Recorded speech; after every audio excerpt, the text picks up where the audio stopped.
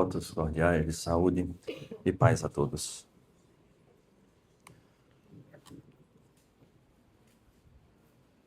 Tema que atinge a todos nós. Não há quem esteja na Terra, em qualquer lugar que seja, fazendo parte de qualquer comunidade, que não passe, no histórico da sua própria existência, por um processo de sofrimento ou por um processo de dor. E é indiscutível que em muitos momentos de nossa existência, mesmo quando esclarecidos pela doutrina espírita, não sejamos levados a determinados questionamentos diante desses fatos que nos geram tantas situações difíceis, que na verdade nada mais representam do que os fatos que nos tiram da zona de conforto. E é por conta disso que perceberemos as atitudes das mais distintas, indivíduos que se revoltam, outros que dão as costas à própria divindade, muitos que vão agora em busca de entender, achando que não há uma razão para este processo.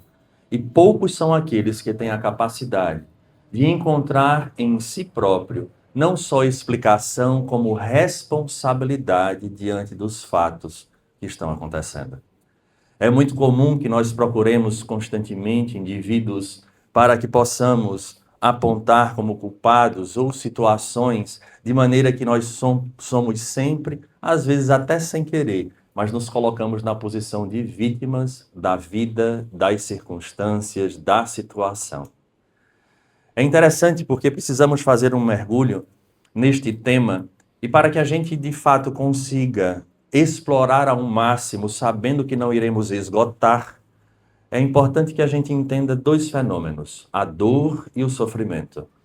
Que de alguma forma, na condição em que estamos, no mundo de provas e expiações, frequentemente nós iremos encontrar como sinônimos. Não obstante, podemos dizer que a dor seria o elemento, o fato, a situação que tanto pode atingi-la física como moralmente, e o sofrimento é o fenômeno pelo qual nós passamos por este fato doloroso. Não sei se deu para a gente perceber uma pequena diferença. Mas nós podemos, repito, traduzir como sendo a mesma compreensão de dor e de sofrimento. Indiscutível que nós precisamos voltar no tempo para buscar entender dentro do fenômeno da nossa tradição judaico-cristã quando surge a dor para o ser humano. E é interessante porque essa história ela vai partir do famoso Jardim do Éden. É lá que vai surgir a dor e o sofrimento para o ser humano. Porque nós talvez pouco tenhamos refletido que a Bíblia em si é a história da própria evolução e a redenção do ser humano. Começando com a formação, obviamente numa questão simbólica de Adão e Eva, e ela vai concluir com o Apocalipse, no momento em que nós teremos a Terra regenerada, onde Deus se revolta e rompe a relação com a criatura, depois com a figura do Cristo, que vai haver esta nova aliança, e a partir dali, um novo mundo que vai surgir, repito, no Apocalipse. Conseguimos então perceber que existe uma linha de continuidade, que vai começar lá atrás. E é lá atrás, nesse momento da Gênese, que a dor surge para todos nós, porque até então havia a figura de Adão e Eva e eles viviam muito bem. Alisson, você está falando assim de Adão e Eva, parece que aconteceu. Não, vocês sabem que para nós espíritas é uma visão simbólica que nós temos ali e que de fato ela é muito importante para que a gente compreenda depois aquilo que o Espiritismo vem decodificar como informação sobre aquele fato de Eva encontrar com a serpente convencer Eva de que aquele fruto era uma fruta importante, aquela árvore era uma árvore importante, pois aquele fruto faria com que os dois tivessem a mesma condição de Deus, de conseguir decodificar, de saber o que era o certo e o errado. E é exatamente isso que acontece. Eva experimenta, vê que a fruta é boa e depois entrega-se a Adão. Né? E aí é engraçado que quando na Gênese nós iremos perceber que Deus se aproxima de ambos, eles com vergonha porque estavam nus se escondem. e imediatamente Deus percebe que eles comeram do fruto da árvore proibida. Então, o próprio Cristo, o Deus pergunta e eles respondem. E eu gosto porque a sequência é maravilhosa. Perguntou a Adão, por que você comeu? Porque Eva me deu. Aí pergunta a Eva, se foi a serpente. Então, cada um que chegou para a serpente não tinha mais a quem apontar, só tinha ela mesma. Então, foi quem sofreu. E a partir dali, nesse momento, nesse diálogo, eu peço licença para que a gente leia, é nesse momento em que surge o processo da dor. Porque até então tudo era dado ao ser humano no paraíso. E ele diz, Deus disse, multiplicarei grandemente a tua dor e a tua conceição. Com dor dará luz a filhos, e o teu desejo será para o teu marido, e ele te dominará. E a Adão disse, porquanto destes ouvidos à voz de tua mulher e comeste da árvore de que te ordenei, dizendo, não comerás dela, maldita é a terra por causa de ti. Com dor comerás dela todos os dias da tua vida. Veja que a dor entra na história da humanidade no momento em que Deus se revolta, com a atitude de desobediência. E ele vai continuar o texto, mas para nós não é interessante nós continuarmos lendo, não por nada, só pelo fato de que temos outros pontos a serem avaliados. Precisamos então decodificar, né? O que é que de fato representa? Ora, nós sabemos que na hora em que ele traz as normas do Éden, está sendo posto aquilo que seriam as leis divinas. E ao homem era dado que obedecesse à figura da própria divindade e não atravessasse o limite dessas leis. A serpente, ela entra como a figura que tenta, é a figura da tentação, que faz com que o indivíduo agora ele comece a observar a terra de uma forma distinta e diante disso ele queira experimentar aquilo que estava posto diante dele. E obviamente que nós temos uma tendência, todo mundo deve ter uma história dessa aqui, porque o tal do proibido, psicologicamente falando, é algo atrativo.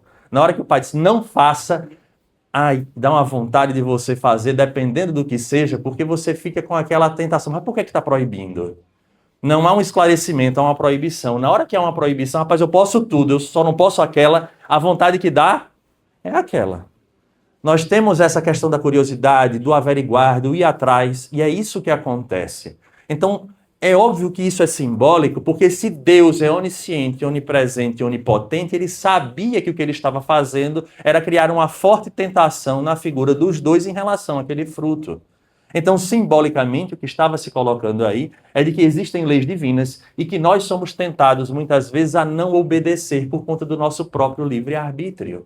Porque nós queremos experimentar porque achamos que nem sempre a história é essa, ou que a lei de fato é essa. E a partir daí vem as consequências das mais diversas e de uma maneira muito clara, muito simples. Essa condição apresentada é a dor como consequência da fuga da lei. Mas se a gente parar para refletir sobre a própria dor e o sofrimento, há situações que não estão relacionadas, vamos dizer assim, à minha atitude direta e ainda assim eu sofro.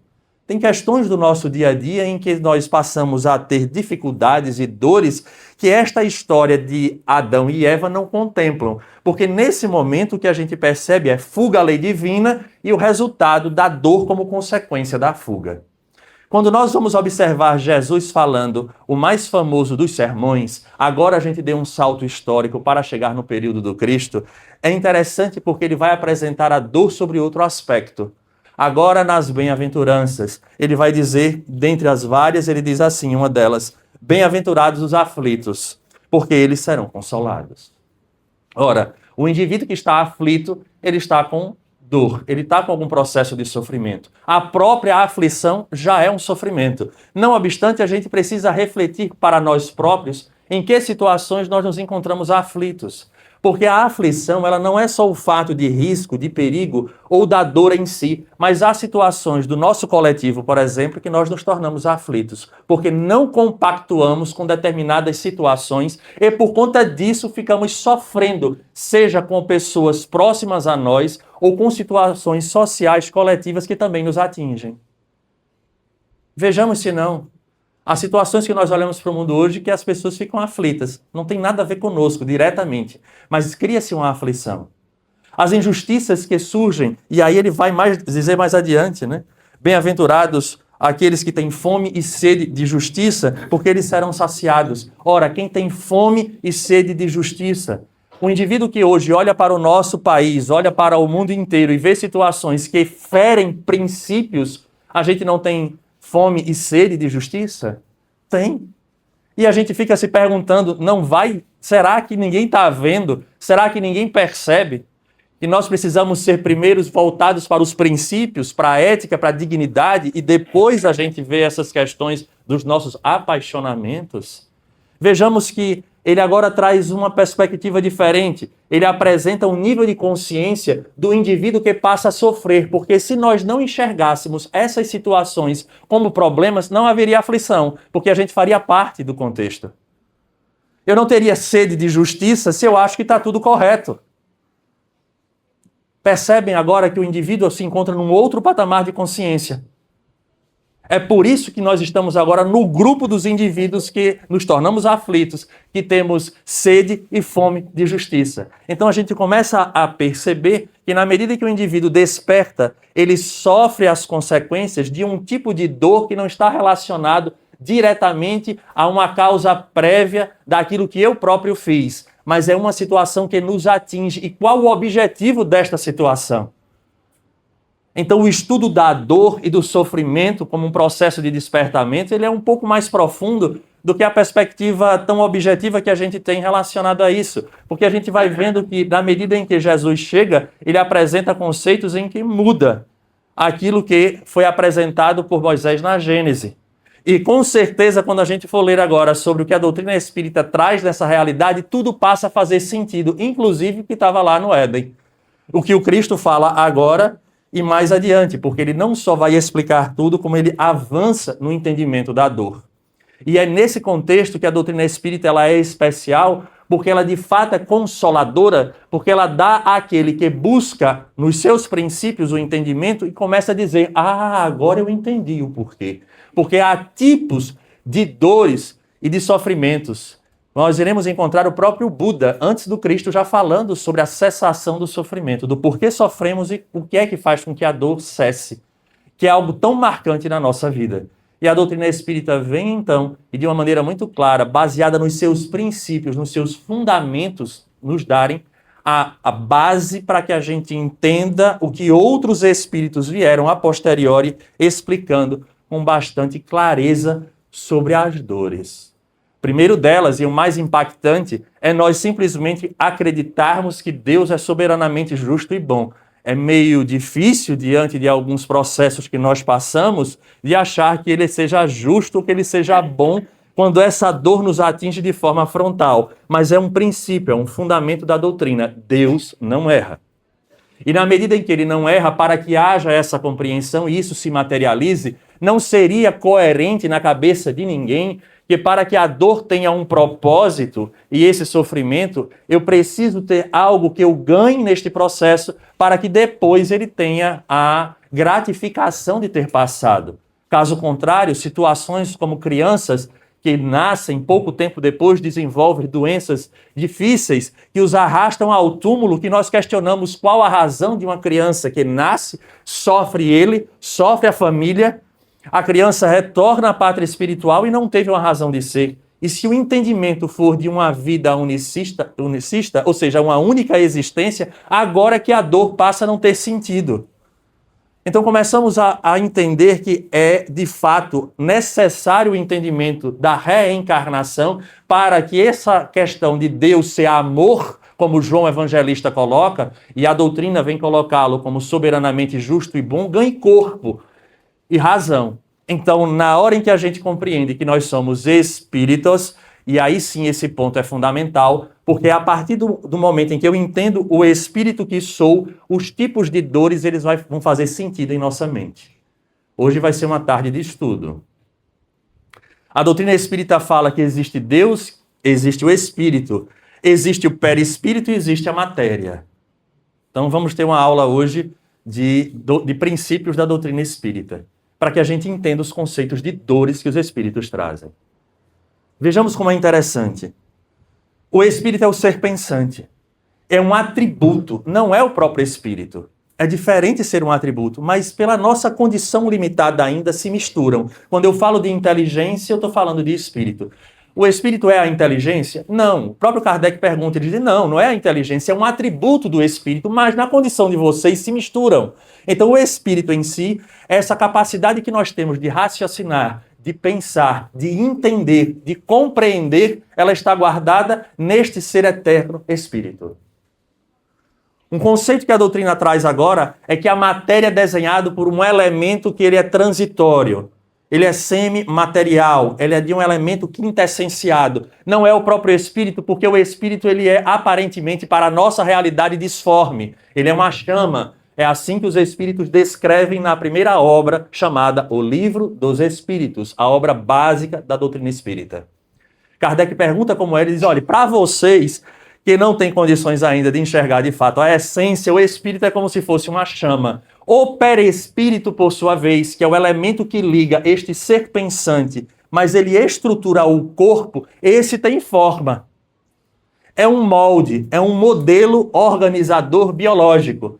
E o interessante é que ele vai imprimir no corpo tudo aquilo que o espírito traz em sua essência. De tal forma que é importante que este entendimento fique marcado para nós, que no processo das reencarnações, no ir e vir, é o mesmo espírito. Então, vida para a doutrina espírita só existe uma, que é a vida espiritual. E nós entramos e saímos das existências, ganhando formas distintas, polaridades diferentes. Ora, você pode reencarnar como mulher, ora você reencarna como homem, no objetivo de extrair as potencialidades dessas experiências. Ninguém tem como negar que um colo de mãe é diferente do que um colo de um pai. Porque a mãe há estruturas hormonais, psicológicas, emocionais diferentes do homem, da estrutura do pai. Então são experiências que vão fazendo com que o espírito adquira. E é este processo que a gente vai perceber que gera um tipo de dor, que já eu falo. É importante, Alisson, esse momento, é importante que a gente entenda esse conceito, porque fora dele, a gente não vai entender quando os espíritos dividirem a dor em 3 tipos de dor. E o porquê elas servem para o nosso despertamento. Porque a chave aqui é o sofrimento como processo do despertar, para que a gente entenda por que eu passo por esta dor. Qual o objetivo? Porque senão, repito, nós iremos passar pelo processo doloroso como se nós fôssemos vítimas. E Deus não nos colocaria porque, segundo consta, sendo Ele amor soberanamente justo e bom, Ele não seria sádico para fazer com que os seus filhos sofressem de forma aleatória, sem uma finalidade. E esse é o ponto. Fazendo analogia com Adão e Eva, na medida em que nós fugimos às leis divinas, angariamos para nós experiências dolorosas, na medida em que eu vivo conforme estas leis que estão vivenciadas e exemplificadas no Evangelho pelo próprio Cristo. Se nós conseguimos viver aquela realidade, eu estou de acordo com. E na medida em que eu estou de acordo com a lei, eu não sofro sanções. Eu não marco, e aí é o ponto fundamental para a nossa tarde. Quando eu ajo na terra de forma desequilibrada, fugindo a essas leis, prejudicando-me e prejudicando a alguém, eu marco meu perispírito, eu crio cicatrizes, e eu prefiro chamar de matrizes, que vão atingir o espírito, que é o ser imortal. Na próxima reencarnação, eu agora vou ter que resgatar, reparar e aprender na experiência aquilo que eu fiz mal. Então, o processo da reencarnação é a necessidade do aprendizado de algo que eu utilizei de forma equivocada. Não é uma penalidade no sentido de eu vou castigá-lo porque ele fez errado. Mas se você não soube utilizar desta ferramenta, você agora volta com as consequências que você gerou, para que você desenvolva a capacidade de utilizar a ferramenta bem utilizada. Percebem a situação? Deu para entender alguma coisa? Eu espero que sim. Então, se eu marco meu corpo e utilizo mal, eu agora gerei para o espírito uma marca que ele não tinha. Eu agora volto na próxima, imprimo na matéria aquele problema, seja no campo físico ou seja no campo moral. das nossas relações, do ambiente onde eu estou imerso, desde a minha residência, ao edifício onde eu me encontro, ao bairro onde eu estou, à cidade em que eu me encontro, e assim sucessivamente. Tudo tem uma razão de ser de acordo com a necessidade do Espírito. E aí o mais interessante é que nós temos parte nessa história. Qual, Alisson? Relatam os Espíritos que nós, quando nos encontramos no mundo espiritual entre duas existências, voltamos à pátria, estamos entre duas existências, nós tomamos contato com a nossa consciência. Acredito que no patamar que nos encontramos aqui, porque tem indivíduos que ainda são tão próximos à animalidade que eles sozinhos eles não conseguem. Nós iremos fazer uma reavaliação da nossa existência, de fatos marcantes que nós passamos, de situações que foram importantes para nós. E ali teremos a possibilidade, auxiliados por mentores, de dizer até que ponto nós tínhamos responsabilidade ou não tínhamos. Então nós teremos muitas surpresas, principalmente nos nossos relacionamentos, em percebermos que ao invés de vítimas, estes que nos desagradam e nos desafiam, foram desafetos de ontem e que nós pedimos a oportunidade de voltarmos juntos para essa reparação. Só que o processo de reparação gera o quê? Dor, sofrimento. Mas era um sofrimento que elegia, que promovia, melhor dizendo.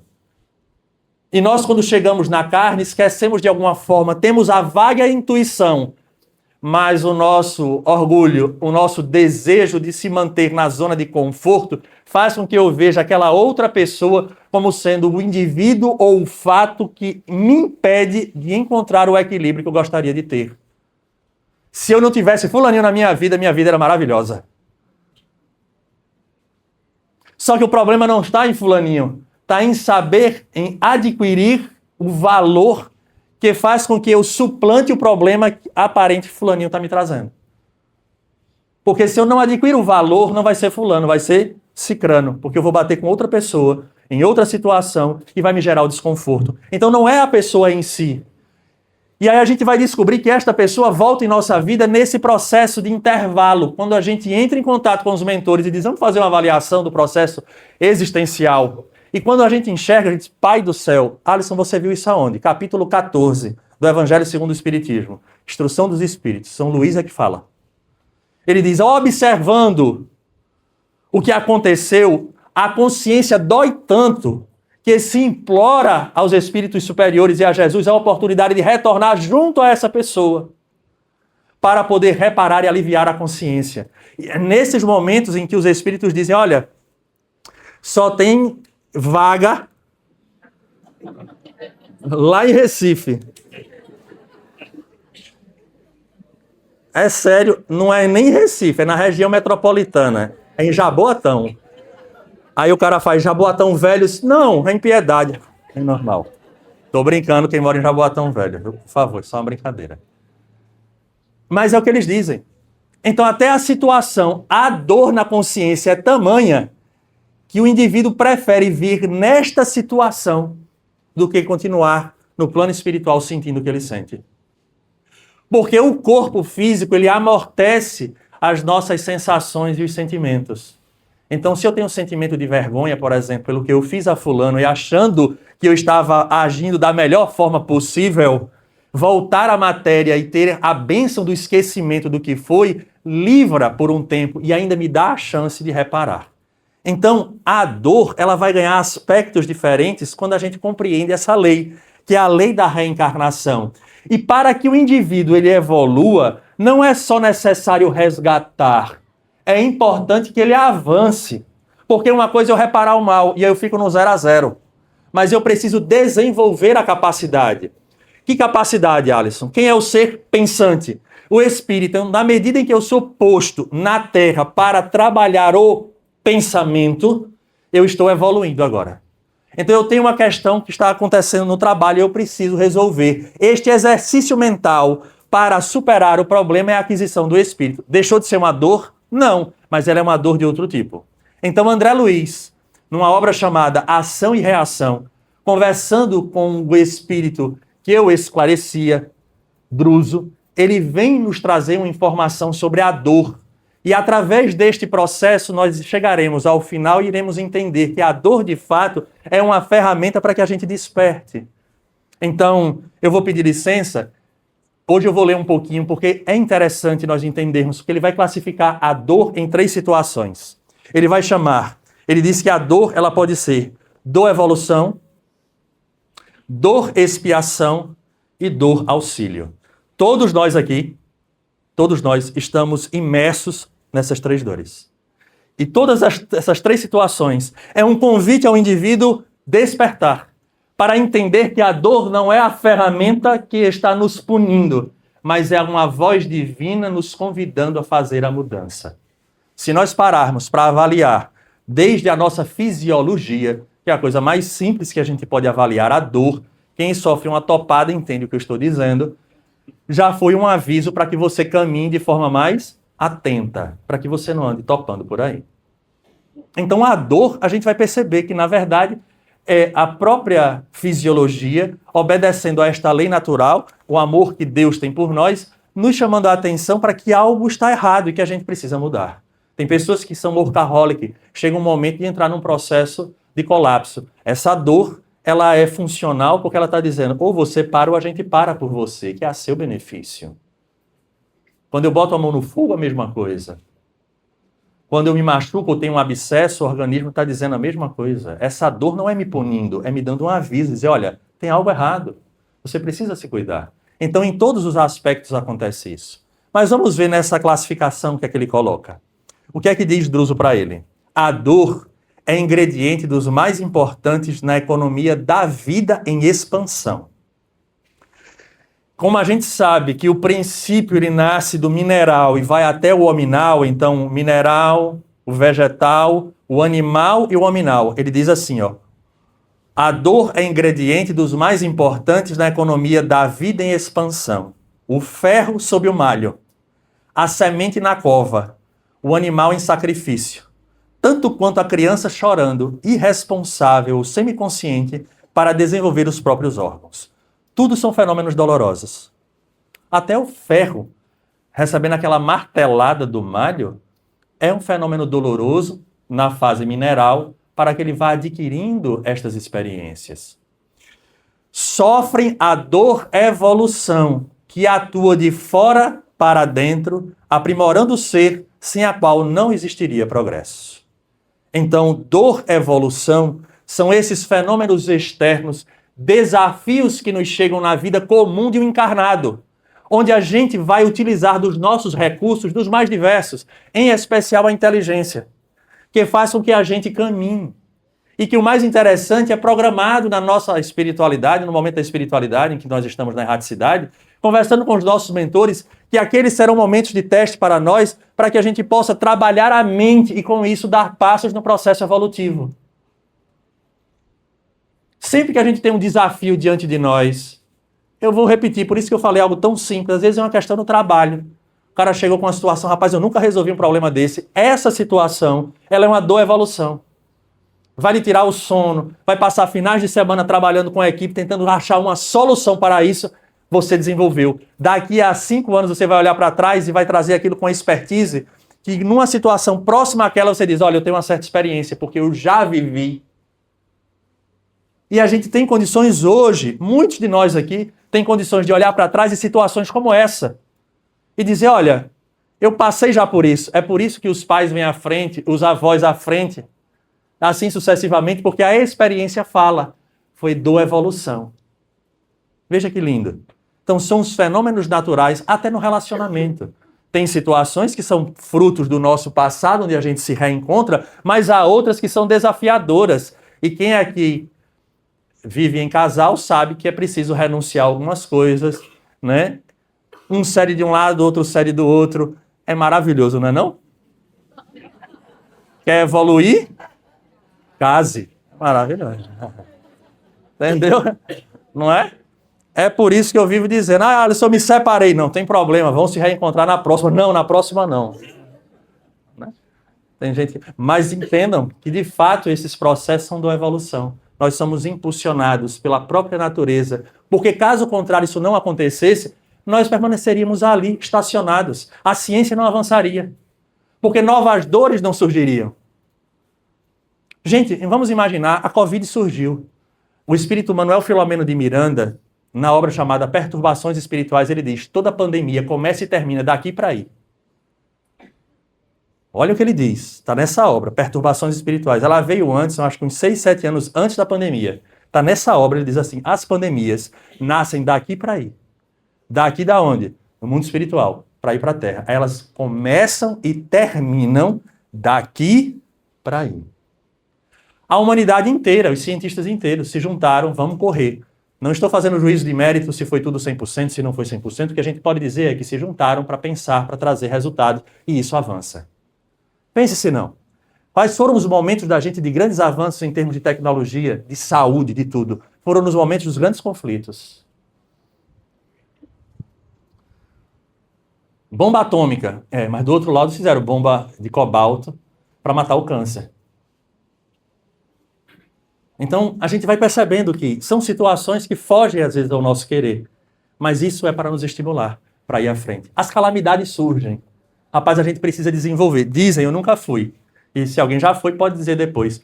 Os prédios no Japão, eles têm um sistema antiterremoto, porque lá as placas tectônicas vivem se movimentando. Vivem se movimentando. Aqueles prédios imensos, para derrubar, tem que ser daquele terremoto. Mas foi o processo da dor, da própria geografia que fez com que os homens se juntassem, pensassem e evoluíram. É esse processo da dor-evolução. A outra dor, ele vai colocar, em nosso estudo, porém, analisamos a dor-expiação, que vem de dentro para fora, porque a dor-evolução é de fora para dentro. E aí ele diz, a dor-expiação vem de dentro para fora, marcando a criatura no caminho dos séculos, detendo-a em complicados labirintos de aflição para regenerá-la perante a justiça. É muito diferente. Ele coloca aqui. Então veja que agora essa dor expiação, ela está relacionada ao ajuste que nós precisamos ter para com a lei. Mas essa lei não é da forma com que a gente enxerga, que é só um conjunto de códigos rígidos. Não, essa lei está na consciência. Então, na medida em que eu me deparo comigo mesmo e com as minhas próprias ações, essa dor me impulsiona a dizer assim, eu volto. Eu quero voltar para lá mesmo e com esta pessoa. Porque é algo que eu preciso estar em paz. E aí a gente volta, só que nós somos tardos.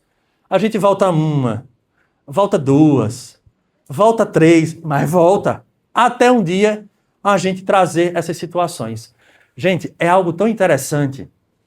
Quando eu paro para pensar no contexto família, já falei isso em várias palestras aqui, como a lei divina ela age, porque há pessoas que são não inimigas nossas tão ferrenhas, que a gente diz assim, não perdoo nunca.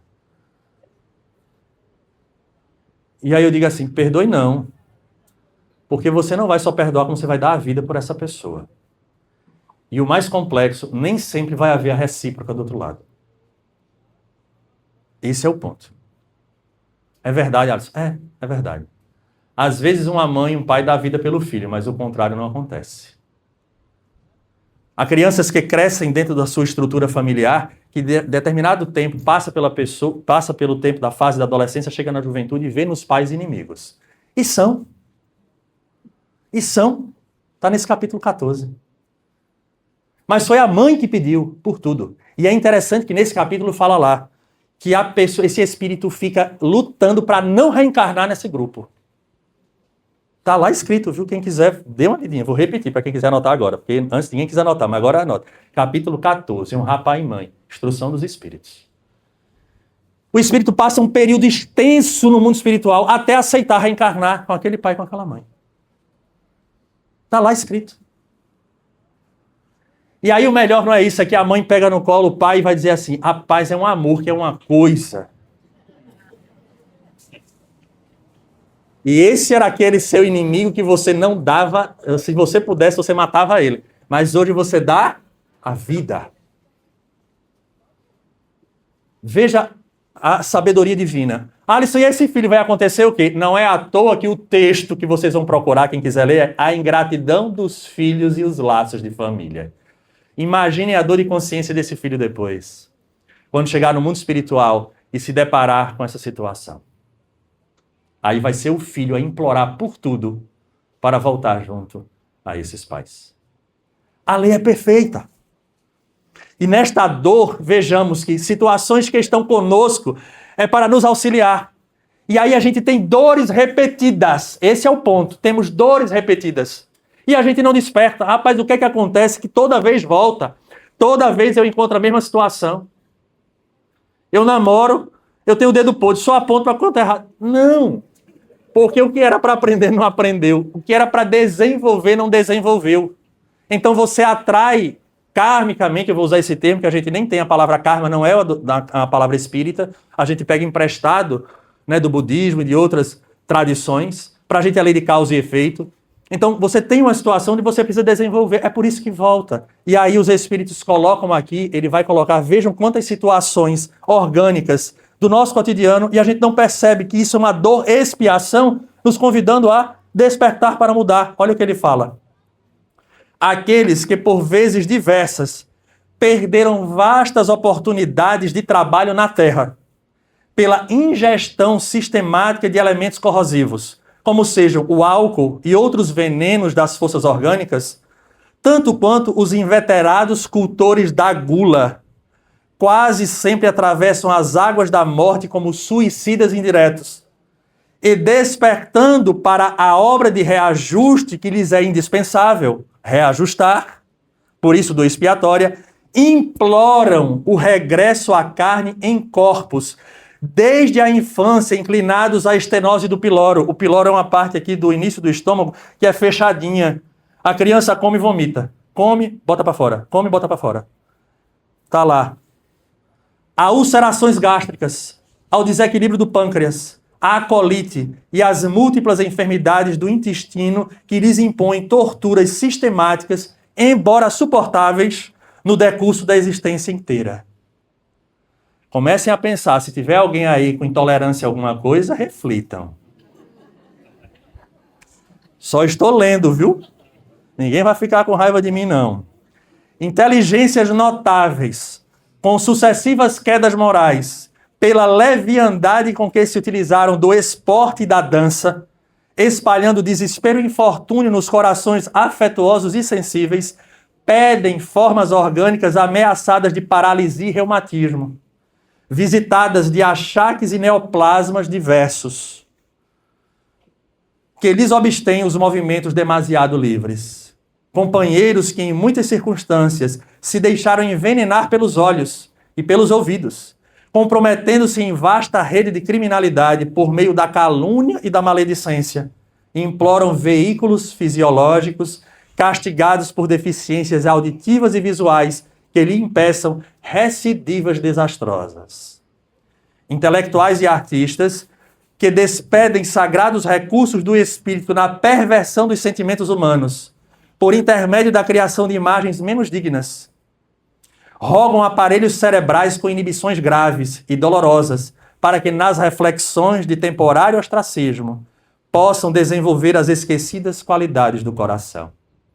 Homens e mulheres que abusaram de dotes físicos, manobrando a beleza e a perfeição das formas para disseminar a loucura e o sofrimento naqueles que lhes admitiam as falsas promessas, solicitam corpos vulneráveis, as dermatoses aflitivas, quais o eczema e a tumoração cutânea, ou portadores de alterações da tireoide que os constranjam a reiteradas lutas educativas.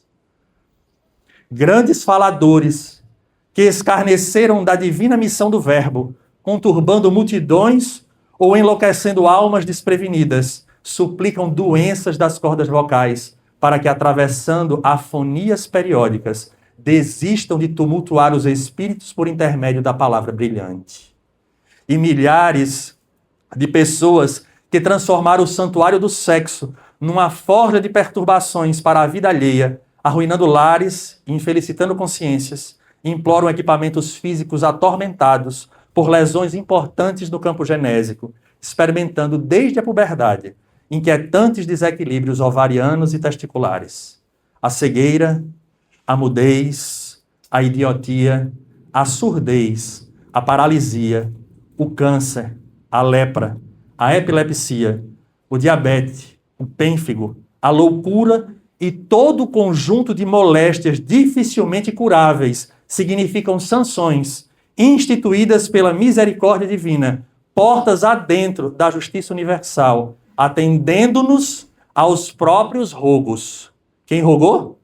Nós próprios. Para que não venhamos a perder as bênçãos eternas do Espírito a troco de lamentáveis ilusões humanas. Alguém se encontrou aí? Não levanta a mão, só pensa. Então, estes processos, essas dores, dor e expiação, é a oportunidade que nós estamos tendo para reaver a paz que um dia a gente desequilibrou.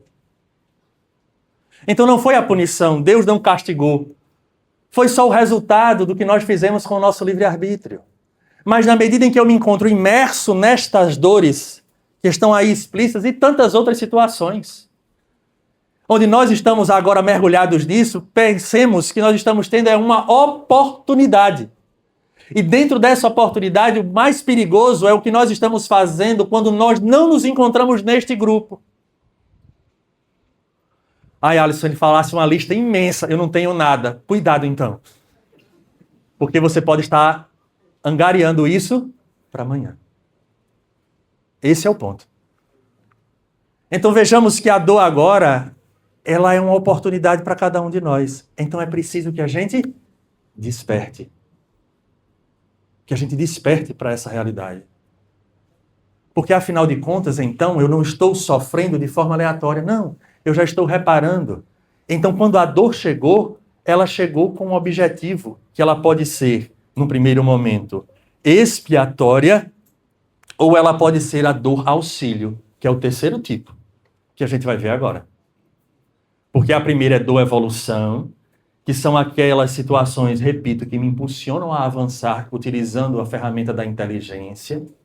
A dor expiatória, estas situações de resgate, porque eu já utilizei mal, e nós estamos na oportunidade agora de colocar essas matrizes. Quem lembra das matrizes que eu falei que ficam no espírito?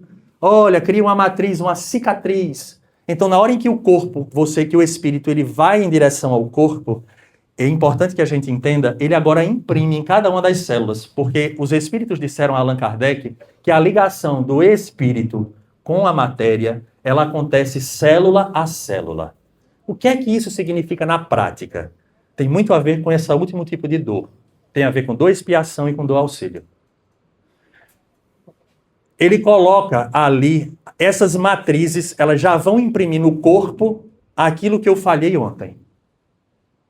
Prestemos atenção, porque é muito interessante que os espíritos vão falar sobre este processo.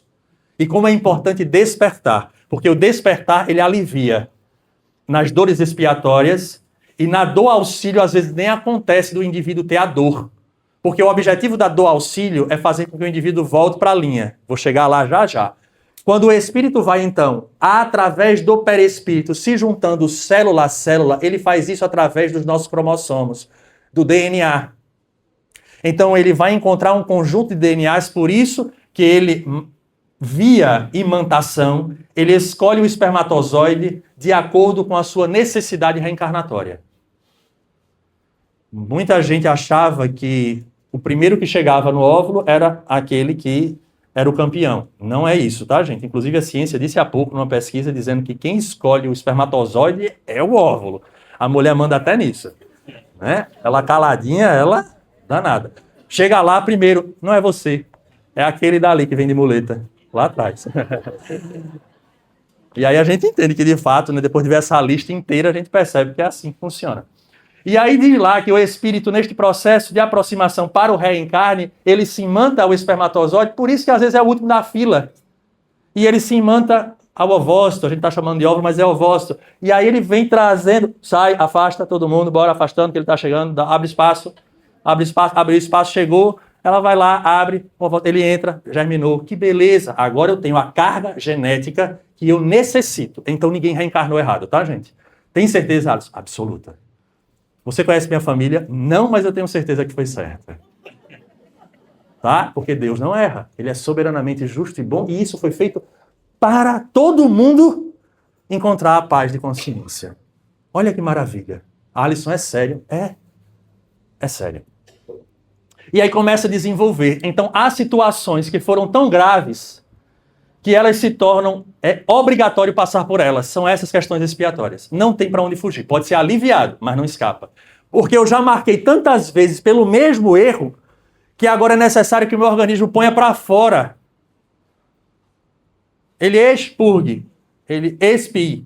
É um processo de colocar para fora. É expiação. Tá certo? Mas há um conjunto de situações que estarão em potência no código genético. Aqui, com certeza, todo mundo já ouviu um artista ou uma artista muito famosa que fez uma pesquisa genética e descobriu que tem 0,25% e tem uma chance de câncer de mama. Tira minhas mamas e bota prótese. Porque eu não quero ter câncer. Aí uma vez eu vi uma reportagem dessas, coitadas, se tiver que ter, vai ter. Se não ali, em outro canto. Porque está no perispírito, está no espírito. A necessidade não é do corpo. O corpo é só a materialização. Porque quem pensa, quem sente... Alisson, até a dor que eu sinto da topada é o espírito? É. O sistema nervoso leva para o espírito e volta. Então a dor é do espírito. Quem pensa é ele, quem tem raiva é ele, quem tem paixão é ele, quem ama é ele. O corpo é só a ferramenta. Só decodifica. Então, há situações em que no código genético tem potência, esse 0,25% de chance do câncer está lá. Agora, sabe para quê? Livro Temas da Vida e da Morte. Quem quiser, leia também. Eu até apresentei, quem foi para o Enesp viu, eu trouxe alguns textos dessa obra, do Espírito Manuel Filomeno de Miranda. Ele vai dizer assim: esse daí são combinados com os espíritos reencarnantes, todos nós. Estávamos no mundo espiritual, os mentores chamam, senta aqui. Teu compromisso é esse. Vai ter que espiar isso aqui, porque já foi mais de 3, 4 encarnações fazendo a mesma coisa, gerou essa consequência, você vai ter que espiar. Porém, você tem esse roteiro, você agora prometeu agir bem, não ter vícios e não cair mais neste erro que você já caiu.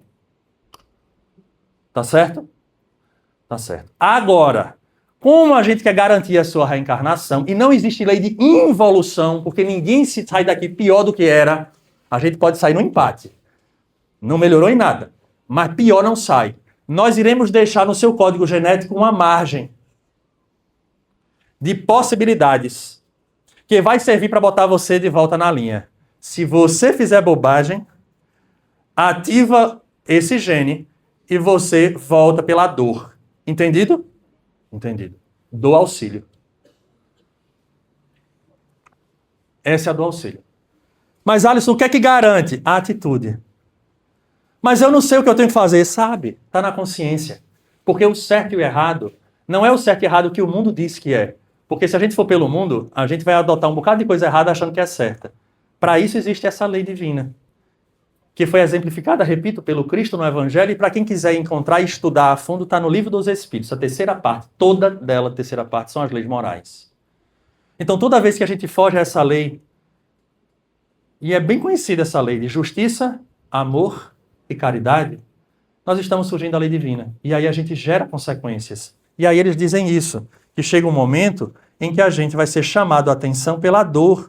E são os próprios mentores que falam isso. Em muitas ocasiões, no decurso da luta humana, nossa alma adquire compromissos vultosos nesse ou naquele sentido. Habitualmente, logramos vantagens em determinados setores da experiência, perdendo em outros. Às vezes, interessamos-nos vivamente pela sublimação do próximo, esquecendo a melhoria de nós mesmos, né? Porque a gente quer que o outro seja maravilhoso, mas a gente não precisa. É assim que, pela intercessão de amigos devotados à nossa felicidade e à nossa vitória, recebemos a bênção de prolongadas e dolorosas enfermidades no envoltório físico.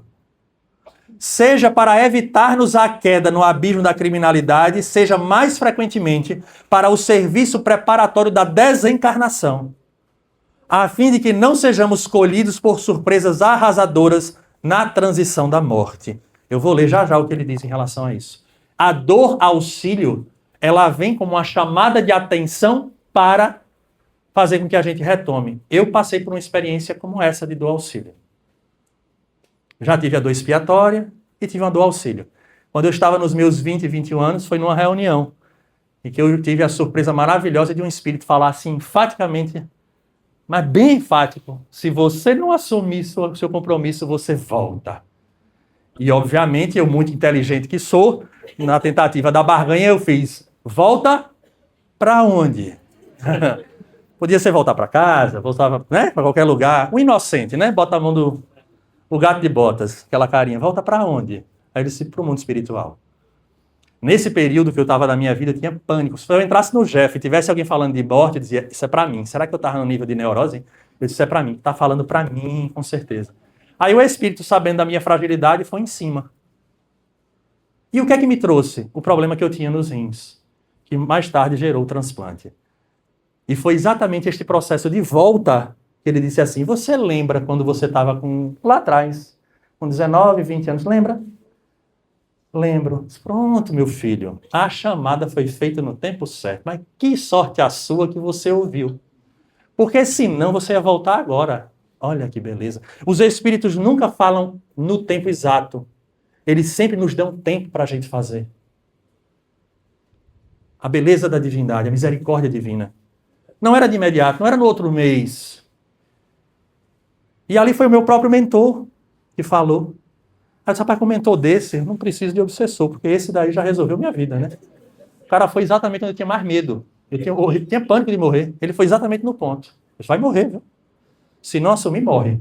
Meu Deus, depois eu entendi que eu vou morrer de todo jeito. Né? Mas na época eu tinha medo, então serviu, foi a medicação perfeita. E aí eu voltei.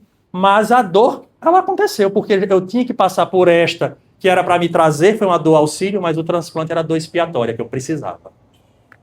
Mas fui auxiliado, não tenho nada a reclamar. Pelo contrário. E a gente precisa entender, eu quero fazer um adendo, né? Acreditem que o Jesus que trabalha aqui, trabalha em qualquer centro espírita, em qualquer igreja. Às vezes a gente fica preocupado e diz assim: rapaz, eu vou fazer um tratamento na casa espírita tal. Faça não. Você não está nas casas? Mérito não tem a ver com médium. Mérito não tem a ver com a casa. Mérito tem a ver com o indivíduo, porque senão a gente está se transformando numa doutrina exclusivista. Só se cura quem for espírita. E os católicos? E os evangélicos? E aqueles que não têm denominação religiosa, mas são boas pessoas e cumprem a lei de justiça, amor e caridade. Jesus olha de lado e diz: esse não, que não tem religião, a gente não ajuda. Cuidado com isso.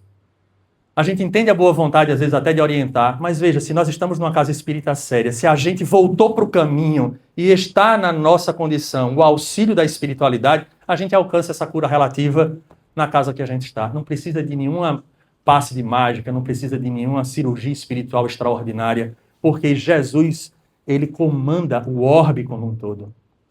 Ninguém está preso a uma casa espírita, ao médium ou qualquer outra coisa. Se nós temos o mérito, chega.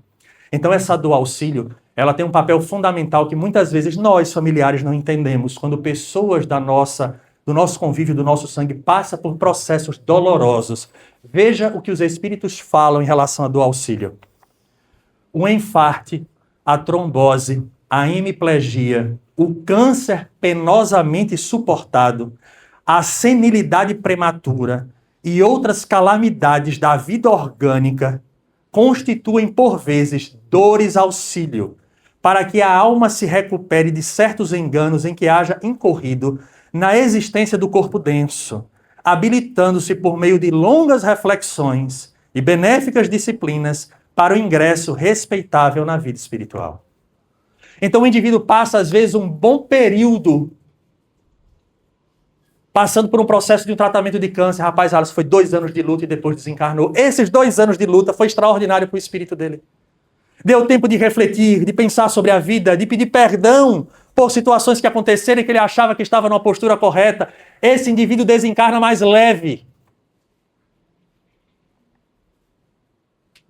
E a gente fica: meu Deus, por que fulano está sofrendo tanto? Porque é o papel, porque é a misericórdia divina. Dando a dor auxílio não só para ele, para a família que está ao lado, repensar também nos valores, naquilo que de fato tem ou não tem importância.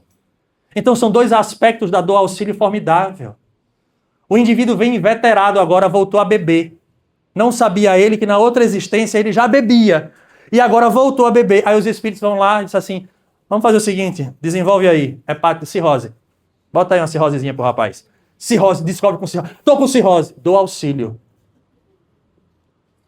Porque se ele não tivesse cirrose, ele voltava a beber. Então, ele desenvolve a doença que está ali guardada no código genético, para que ele não volte a cair no mesmo erro do auxílio.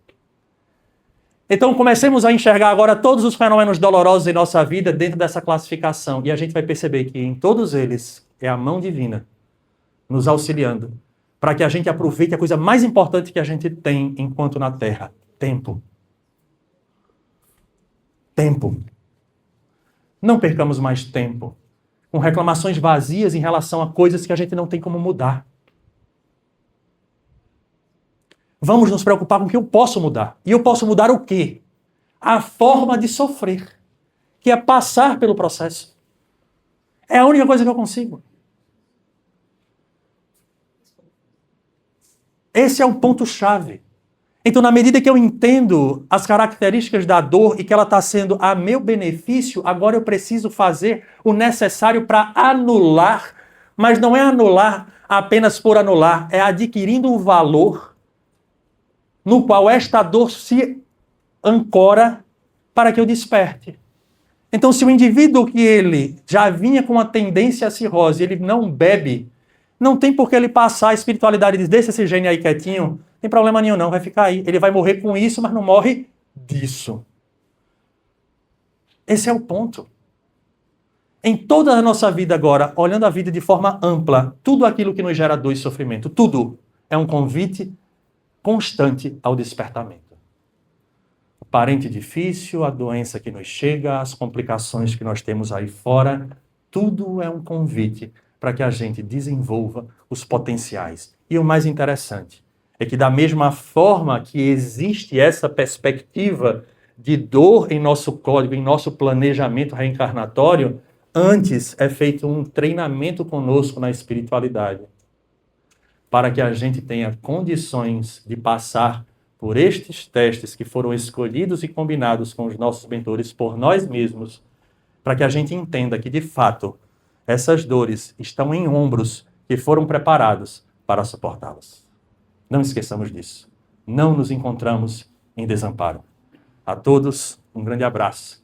Votos sinceros de saúde e paz.